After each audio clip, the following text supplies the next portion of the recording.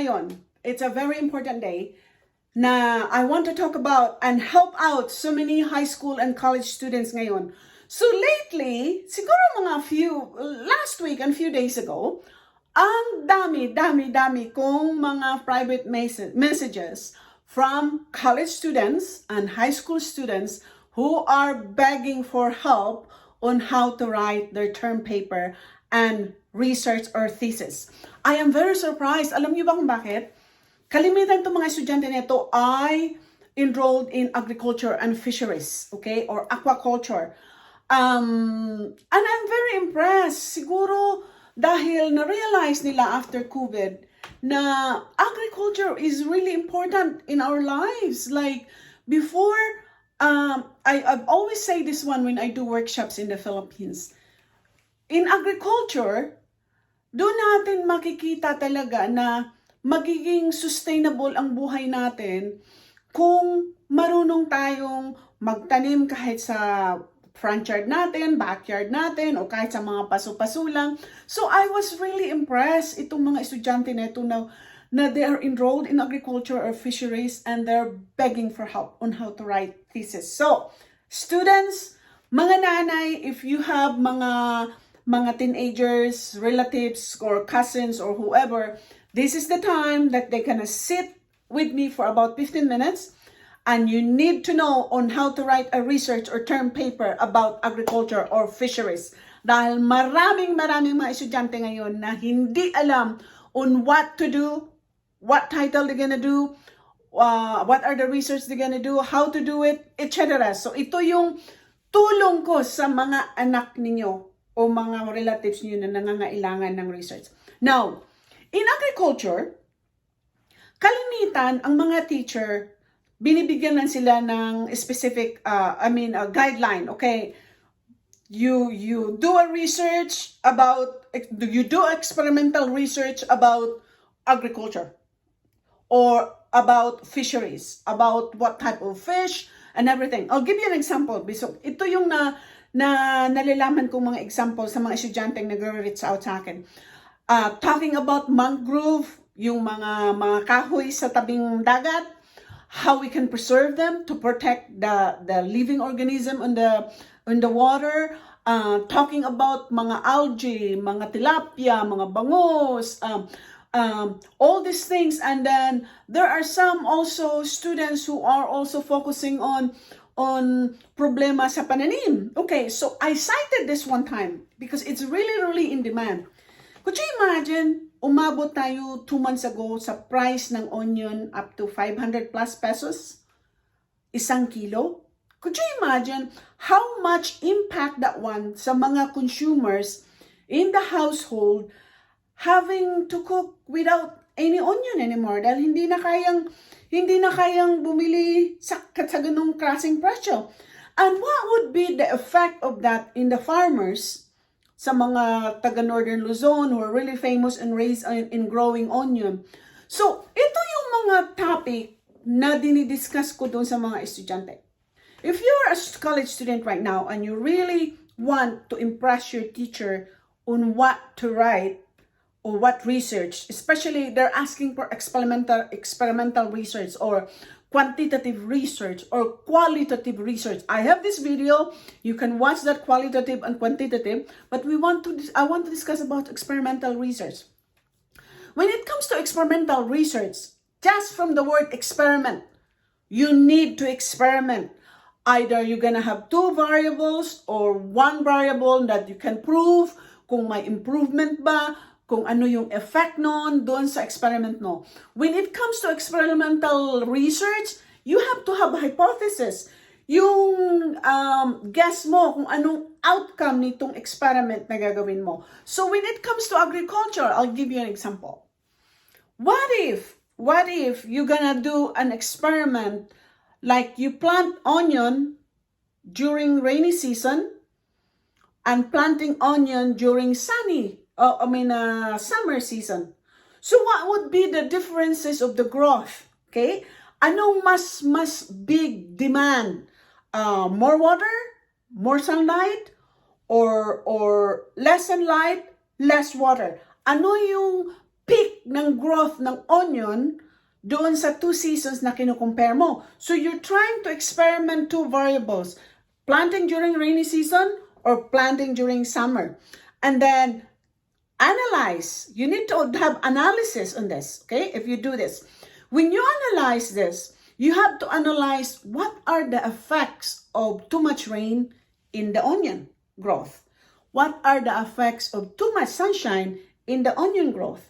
Now, whether summer or rainy needs more, if you're gonna go organic fertilizer or inorganic fertilizer, which one grows better, which one gives more harvest. So these are the things that you can use if you're doing experimental research for agriculture.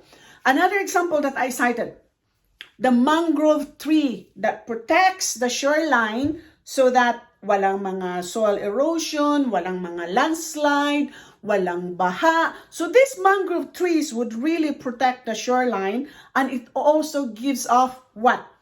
Oxygen to the living organisms in the water. Dahil doon sa mga leaves, sa mga greens, mga roots, it protects the soil for soil erosion, etc.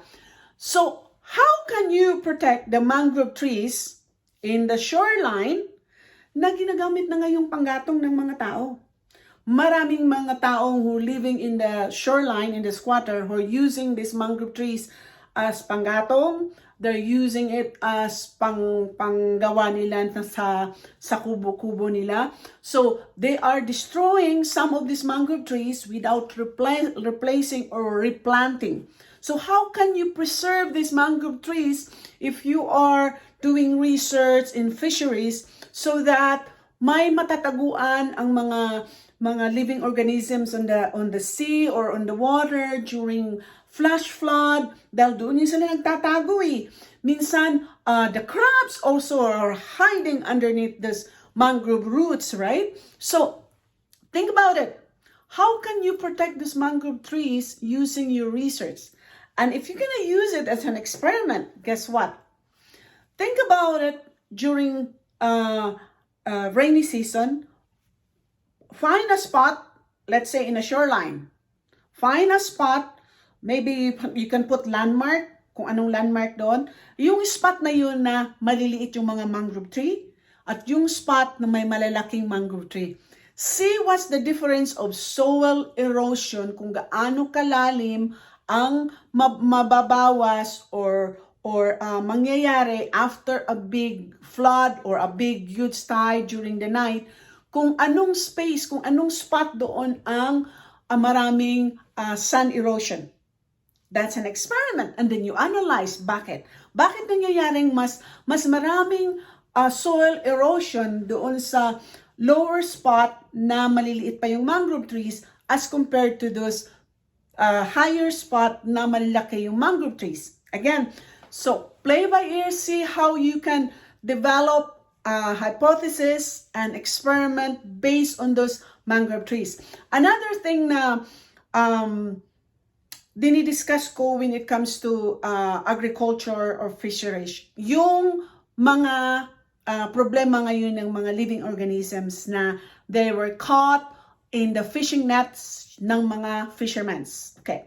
Paano natin maiwasan yun? Let's say, for example, the turtles, na they're living organism in the sea at they were caught by the fishermen's fishing nets na they're just neglected at tinatapon lang nila, hinahayaan nila, or their fishing net is just too old. Ngayon, na-strangled yung mga isda, namamatay yung mga isda minsan, even mga dolphins because of the fishing nets na doon na-strangled. And not just fishing nets, fishing rods, yung mga fishing lines. So, how can you prevent that? That's a really good topic as well to discuss if you are doing fishery topic for your research. Now, again, depende sa teacher nyo. May mga teacher kasi na they're just focused on the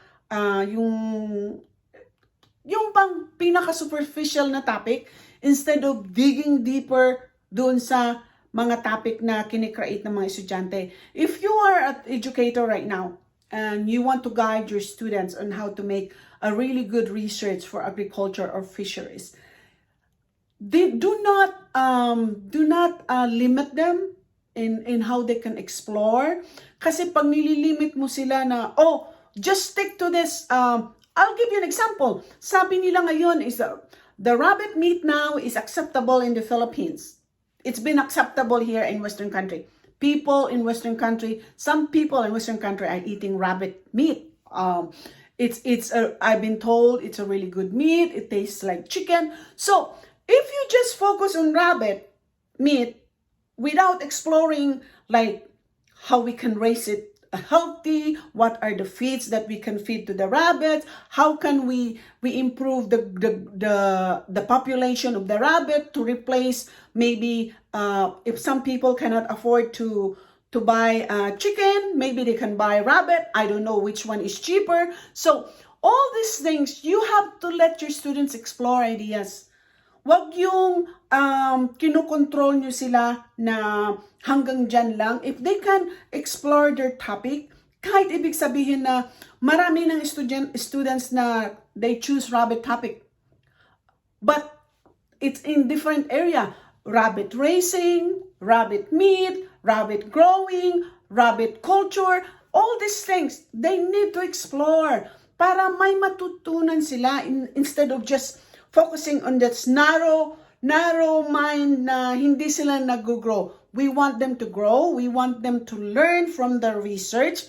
At kayo mga estudyante, never hesitate to explain to your teacher. Huwag kayong ma-intimidate. Alam niyo ba itong lagi ko sinasabi? Never get intimidated by your teacher. Alam niyo ba kung bakit?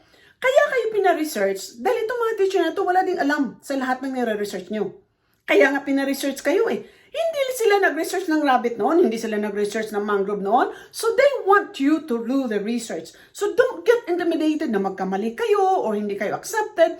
Kasi pag nag-hesitate kayo dyan sa naisip nyo na dapat tama, then hindi kayo makapag-isip ng malalim. Think it as a very easy way. Ito yung lagi ko sinasabi sa mga estudyante. Siguro nakikinig kayo, yung mga nag-message sa akin. Think your topic as an easy one. It is easy as long as you understand it, okay? Don't get intimidated pag sinabi ng teacher niyo, oh, I want you to explore this, and then you get intimidated, madidisappoint ka. No. Go on, voice your concern, ipaliwanag mo sa teacher mo na ganitong idea ang gagawin mo. Dahil pag oo lang kayo ng oo, at sinasabi ng teacher na, oh, you rejected. Ganun naman na.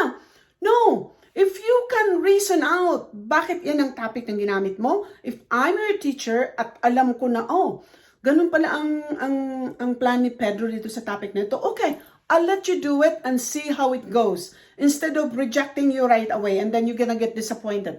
So I hope you learned something from this video. Please do share this video. Maraming mga estudyante ngayon na kailangan ng research.